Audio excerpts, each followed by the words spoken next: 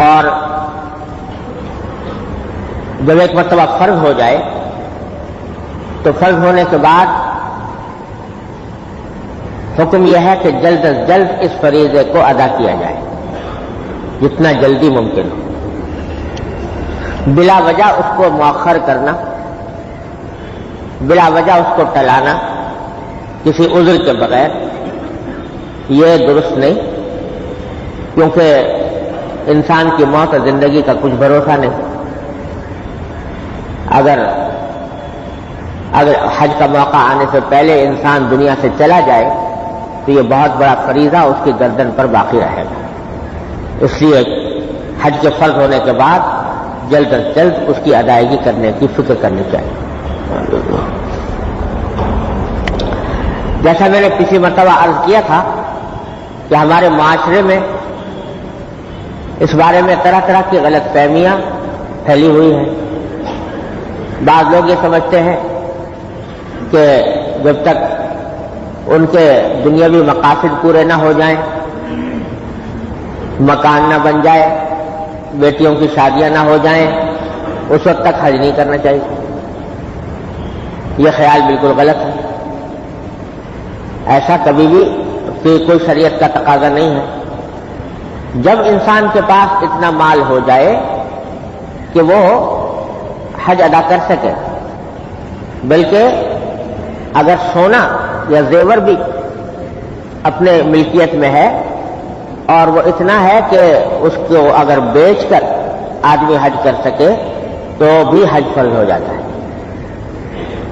تو اس واسطے اس کے بعد پھر اس کو کسی اور چیز کے انتظار کی ضرورت نہیں۔ اور یہ خیال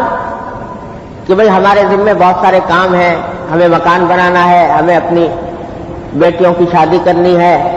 یا بیٹوں کی شادی کرنی ہے، تو اگر یہ پیسے اس میں خرچ کر دیں گے تو پھر وہ پیسے کہاں سے آئیں گے؟ تو یہ سب فضول خیالات ہیں۔ اللہ تبارک و تعالیٰ نے یہ حج کے فریضے کی ایک خاصیت یہ رکھی ہے کہ اللہ تبارک و تعالیٰ کے فضل و کرم سے کوئی آدمی حج کو ادا کرنے کی وجہ سے آج تک کبھی مفلس نہیں ہوا۔ قرآن کریم میں فرمایا لِيَشْهَدُوا مَنَافِعَ لَهُمْ، کہ ہم نے حج فرض کیا ہے، لوگ آئیں حج کرنے کے لیے تاکہ اپنی آنکھوں سے دیکھیں وہ فائدے جو ہم نے ان کے لیے حج میں رکھے، آنکھوں سے دیکھیں۔ وہ بے شمار فائدے ہیں، ان کا احاطہ بھی کرنا ممکن نہیں ہے، لیکن ان میں سے ایک فائدہ یہ بھی ہے کہ اللہ تبارک و تعالیٰ رزق میں برکت عطا فرماتا ہے۔ اور حج بیت اللہ کا سلسلہ جاری ہے ہزاروں سال سے، آج تک کوئی ایک انسان ایسا نہیں ملے گا آپ کو جس کے بارے میں یہ کہا جا سکے کہ چونکہ اس نے پیسے حج پر خرچ کر دیے تھے لہذا یہ مفلس ہو گیا۔ اور ایسے بے شمار لوگ ہیں کہ حج کی برکت سے اللہ تبارک و تعالیٰ نے ان کے رزق میں برکت عطا فرمائی، وسعت عطا فرمائی، خوشحالی عطا فرمائی، ایسے بہت لوگ۔ لہذا یہ خیال بالکل فاسد خیال ہے کہ جب تک فلاں فلاں کام ہم دنیا کے نہ کر لیں اس وقت تک حج نہیں کریں۔ فقہائے کرام نے تو یہاں تک لکھا ہے کہ حج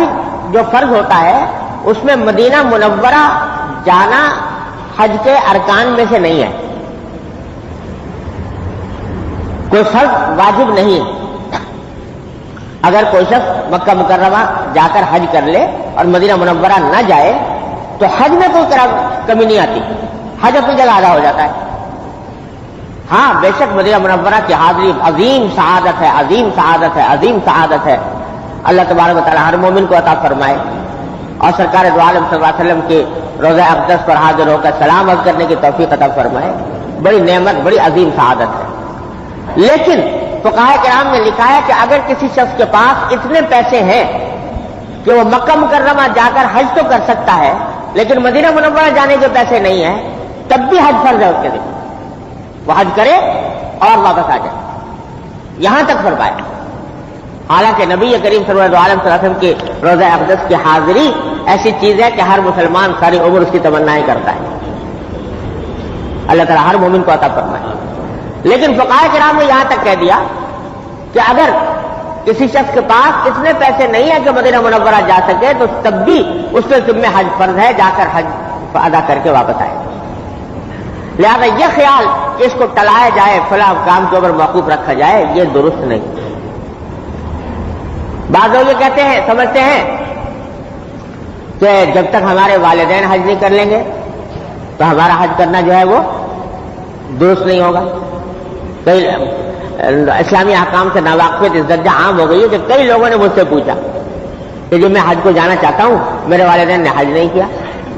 تو لوگ کہتے ہیں کہ اگر والدین سے پہلے حج کر لو گے تمہارا حج قبول نہیں ہوگا۔ یہ محض جہالت کی بات ہے۔ ہر انسان پر اس کا فریضہ الگ ہے۔ جیسے والدین نے اگر نماز نہیں پڑھی تو بیٹے کے اوپر سے نماز ساقط تھوڑی ہوتی ہے، بیٹے سے الگ اس کی نماز کے بارے میں سوال ہوگا، باپ اور ماں سے اس کی نماز کے بارے میں الگ سوال ہوگا۔ ایسے ہی حج کے بارے میں، حج ایک مستقل فرض ہے، ان پر اگر فرض نہیں ہے والدین پر تو کچھ حرج نہیں، وہ اگر نہیں گئے تو کوئی بات نہیں، ان کے اوپر فرض نہیں تھا۔ آپ پر فرض ہے تو آپ کے اوپر جانا ضروری ہے، اور یہ کوئی ضروری نہیں کہ پہلے والدین کو کرائے اور پھر خود کرے۔ تو یہ سب خیالات غلط ہیں۔ ہر انسان اپنے عمل کا مکلف ہے اللہ تبارک و تعالیٰ کی طرف، اور اس کو اس کی فکر کرنی چاہیے۔ ہم میں سے بہت سے مسلمان ایسے ہیں، اللہ بچائے، کہ اپنی ذاتی ضروریات کی خاطر، ذاتی کاموں کی خاطر لمبے لمبے سفر کرتے ہیں۔ یورپ جائیں گے، امریکہ جائیں گے، اور خدا جانے کہاں کہاں جائیں گے، لیکن اس بات کی نوبت نہیں آتی کہ جا رہے ہیں تو اللہ تعالیٰ کے گھر پر بھی حاضری دے دیں۔ یہ بڑی محرومی کی بات ہے، اور نبی کریم سرور دو عالم صلی اللہ علیہ وسلم نے بڑی سخت وعید بیان فرمائی ہے اس شخص کے لیے جو صاحب استطاعت ہونے کے باوجود حج نہ کرے۔ فرمایا کہ جس شخص کے اوپر حج فرض ہو گیا ہو اور اس کے اندر استطاعت موجود ہو حج پر جانے کی، اور پھر بھی وہ حج کیے بغیر مر جائے، دنیا سے چلا جائے، تو یہ الفاظ سرکار دو عالم صلی اللہ علیہ وسلم نے ارشاد فرمایا کہ ہمیں اس کی کوئی پرواہ نہیں، فَلْيَمُتْ إِنْ شَاءَ يَهُودِيًّا أَوْ إِنْ شَاءَ نَصْرَانِيًّا، کہ چاہے وہ یہودی ہو کے مرے یا نصرانی ہو کے مرے، ہمیں اس کی کوئی پرواہ نہیں۔ اللہ بچائے، اتنی سخت وعید بیان فرمائی سرکار دو عالم صلی اللہ علیہ وسلم نے۔ لہٰذا یہ معاملہ اتنا وہ نہیں ہے آسان کہ بھائی آدمی چلاتا رہے، سوچتا رہے کہ جب موقع دیکھیں گے، جب کبھی بعض لوگ سمجھتے ہیں کہ صاحب یہ تو بڑھاپے جب آ جائے گا تب جا کے حج کریں گے، جوانی میں کیا کرنا۔ یہ سب خیال غلط ہے۔ بڑھاپے میں تو جا کر آدمی کو پریشانی اٹھانی پڑتی ہے بعض اوقات۔ یہ عبادت صرف جوانی کی عبادت ہے، یہ قوت چاہتی ہے، یہ محنت چاہتی ہے۔ اس واسطے اس بات کا کوئی انتظار نہیں کرنا، جب بھی فرض ہو جائے فوراً ادائیگی کی فکر کرنی چاہیے۔ اور یہ مسئلہ بھی عرض کر دوں کہ اگر بالفرض کوئی آدمی اپنی زندگی میں حج کو نہ جا سکا، باوجود فرض ہونے کے کسی وجہ سے نہ جا سکا، تو پھر اس پر یہ فرض ہے کہ وہ وصیت کرے کہ میرے مرنے کے بعد اگر میں حج ادا نہ کر سکوں تو میرے مرنے کے بعد میرے ترکے سے کسی کو میری طرف سے حج بدل کے لیے بھیجا جائے۔ یہ وصیت کرنا واجب ہے۔ وصیت کرنا واجب اس لیے ہے کہ اگر آپ نے وصیت کی کہ میرے ترکے سے میرے بعد حج کرا دیا جائے میری جانب سے، تب تو ورثہ کے ذمے لازم ہوگا کہ وہ آپ کی طرف سے حج کرائیں، اور وہ بھی اس وقت لازم ہوگا، خوب سمجھ لیجئے، ان کے ذمہ لازم اس وقت ہوگا جبکہ حج کا خرچہ آپ کے پورے ترکے کے 1/3 کے اندر آتا ہو۔ فرض کرو کہ حج کا خرچہ ہے 1 لاکھ اور آپ کا ترکہ بنتا ہے 3 لاکھ، تو اس وقت میں یہ وصیت نافذ ہوگی، ورثہ کے ذمہ لازم ہوگا کہ 1 لاکھ خرچ کر کے کسی کو حج بدل کے لیے بھیج دیں۔ لیکن اگر آپ نے حج کا خرچہ آتا ہے 1 لاکھ اور آپ کا ترکہ جو ہے 2 لاکھ ہے، تو پھر ورثہ کے ذمہ لازم نہیں کہ وہ ضرور آپ کی طرف حج کرائیں، کیونکہ اللہ تعالیٰ کی شریعت نے یہ نظام بنایا ہے کہ یہ مال جو کچھ ہمارے پاس ہے نا، یہ مال اس کے اوپر ہمارا اختیار اس وقت تک ہے جب تک ہم پر مرض موت طاری نہیں ہو جاتا، اس وقت تک اختیار ہے، ہمیں اختیار ہے جس طرح چاہیں اس کو استعمال کریں۔ لیکن جو ہی مرض الموت طاری ہوا تو اس کے بعد ہمارا اختیار اس مال پر سے ختم ہو جاتا ہے، یہ مال ورثہ کا ہو جاتا ہے، وارثوں کا ہو جاتا ہے، اور ہمارا اختیار اس پہ صرف 1/3 کی حد تک ہے۔ 1/3 میں ہم تصرف کر سکتے ہیں۔ اگر نمازیں رہ گئی ہیں تو نمازوں کا فدیہ، روزے رہ گئے تو روزوں کا فدیہ، حج رہ گیا تو حج کی ادائیگی، زکات رہ گئی تو زکات کی ادائیگی، سب کچھ اسی 1/4 میں کرنا ہوگا۔ 1/4 سے باہر کی وصیت وارثوں کے ذمہ لازم نہیں ہوتی۔ تو اس واسطے بڑی خطرناک بات ہے کہ اگر ہم وصیت کر بھی جائیں اور ترکہ اتنا نہ ہو کہ جس سے حج 1/4 میں ہو سکے تو وارثوں پر لازم نہیں، اگر وہ ان کا احسان ہے، اگر چاہیں کرا دیں، نہ کرائیں تو ان کے اوپر کوئی بوال نہیں، کوئی گرفت نہیں، کوئی آخر میں پکڑ نہیں ان کی، تو پتہ نہیں وہ حج رہے ہو یا نہ ہو۔ اس واسطے اس کا اہتمام کرنا ضروری ہے۔ اور بعض لوگ یہ چاہتے ہیں کہ بھائی چلو یہاں سے بھیجنے میں تو خرچہ بہت ہوگا، 1 لاکھ کا خرچہ ہوتا ہے، مکہ مکرمہ سے کسی کو پیسے دے دیں کہ وہیں سے حج کر لے، تو یاد رکھو بغیر شدید مجبوری کے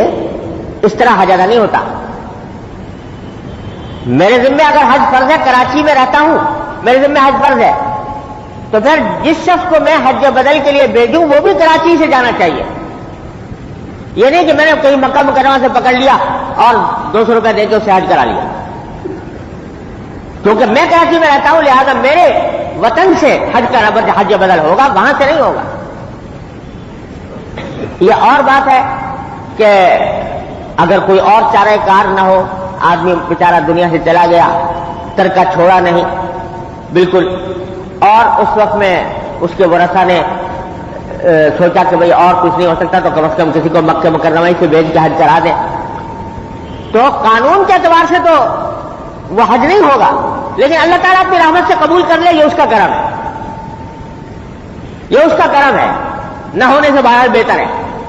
لیکن اصل قانون یہ ہے کہ جس شخص کے ذمہ حج واجب ہے اس شخص کے شہر سے حج بدل کرنے والے کو جانا چاہیے۔ تو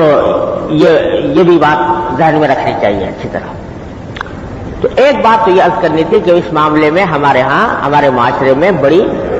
غفلت اور کوتاہی پائی جاتی ہے۔ اب آج کل حال یہ ہے کہ حج کرنا اپنے اختیار میں بھی نہیں رہا، اس پہ بہت سی سرکاری پابندیاں عائد ہیں، پہلے درخواست دو، پھر کوٹے میں نام آئے یا نہ آئے۔ تو اس کا معاملہ یہ ہے کہ جب آدمی کے ذمہ حج فرض ہو گیا اور اس نے اپنی سی کوشش کر لی سرکاری طور پر حج کرنے کی، اور پھر بھی نہ جا سکا تو اللہ کے یہاں معذور ہے، لیکن اپنی طرف سے کوشش کرنا ضروری ہے، کوشش کر کے اہتمام کر کے درخواست دے، اور جتنے راستے اختیار کر سکتا ہے۔ آج کل تو اب اس کے ویسے بھی کھول دیا گیا ہے، اگر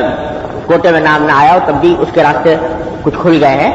وہ سرکاری راستے اگر اختیار کرے آدمی اور پھر بھی کامیاب نہ ہو تو انشاءاللہ معذور ہے، اگلے سال کر لے۔ لیکن آدمی بیٹھا رہے ہاتھ پہ ہاتھ رکھے، کوئی فکر ہی نہ کرے، تو یہ گناہ کی بات ہے۔ تو اس واسطے یہ بات ہمارے معاشرے میں جو پھیلی ہوئی ہے اس کو ختم کرنے کی ضرورت ہے، لوگوں کو اس معاملے میں مسئلہ بتانے کی ضرورت ہے۔ اللہ تعالی ہم سب کو توفیق عطا فرمائے۔